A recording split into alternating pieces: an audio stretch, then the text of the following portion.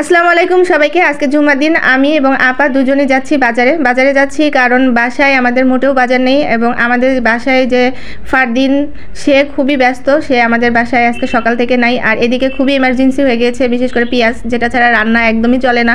আর আপনাদের ভাইয়া আজকে জুমার দিন নামাজ পড়তে চলে যাবে, আজান দিয়েছে কিছুক্ষণ আগে, সে রেডি হচ্ছে নামাজ পড়তে যাবে। আর এই ফাঁকে আমি এবং আপা মিলে দৌড়ে বাজারে চলে যাচ্ছি, যাতে করে আমরা দ্রুত কিছু কেনাকাটা করে আবার বাসায় ফিরতে পারি। আর আজকে শুক্রবারের দিন হয়, পুরো মার্কেট বন্ধ, সেজন্য একটু ভিড়ও কম।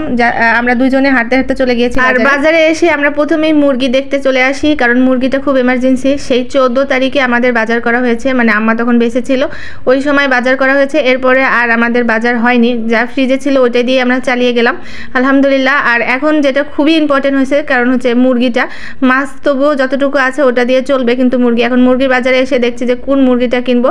আর এখানে আমার একটা জিনিস খুব ভালো লাগছে, যে জিনিসটা আমি আপনাদের সাথে শেয়ার করছি। এই মুহূর্তে গরম গরম রুটি ভাজতেছিল এবং আমি ওই মুহূর্তে ভিডিও করতে পারছিলাম না, যে মুহূর্তে একদম ফুলে যাচ্ছিল রুটিগুলো। আর এখানে সব ভাজা রুটিগুলো দেখে কিন্তু ভালোই লাগছিল, কিন্তু হাইজেনিকের কথা চিন্তা করে কিন্তু আমি কিনিনি, বা খাওয়া দেখে লোভ লাগছিল কিন্তু। আর এদিকে হাঁস মুরগি একসাথে রাখা আছে, আমি এটার একটু ছোট ভিডিও করে নিলাম, কারণ আমার কাছে খুব ভালো লাগে এভাবে হাঁস মুরগি।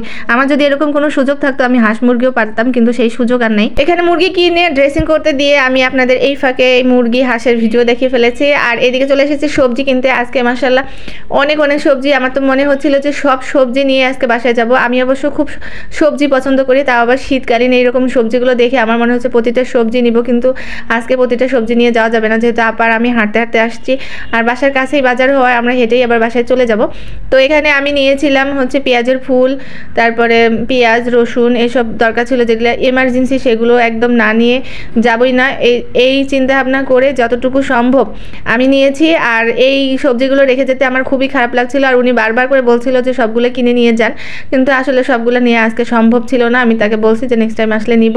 আর ওনার ব্যবহার খুবই ভালো লাগছে। আমি তো এরকম কাঁচা সবজি বাজারে খুব কমই আসি, আর এরকম দামাদামি করতে পারি না, কিন্তু উনি সব কিছু রিজনেবল প্রাইসে রাখছে এবং খুব ভালো করে হিসাব করে দিয়েছে।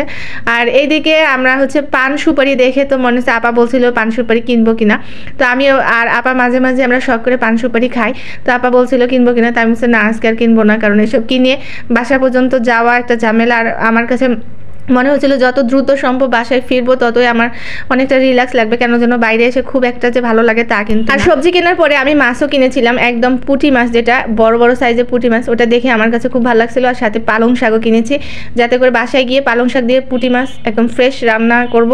আর পাশাপাশি আরও অন্যান্য সবজি কিনেছি, সেগুলো আপনাদেরকে আর দেখাইনি। আর মাছ কিনতে আপনার ভাইয়াই নিষেধ করেছিল, কারণ সে দেখে শুনে মাছ কিনবে। আমি যতটুকু পারি আজকের জন্য চালিয়ে নেওয়ার মতো যতটুকু টুকটাক বাজার করা, সেটা যেন আমি করি, সেটা সে বারবার করে বলে দিয়েছে। তো আজকে আপনাদের সাথে এটুকুই শেয়ার করলাম, পরবর্তীতে রান্নাটা শেয়ার করব, সাথে বাজারে কি কি উঠেছে সেটাও একটু আপনাদের সাথে শেয়ার করলাম, আর বাজারটাও।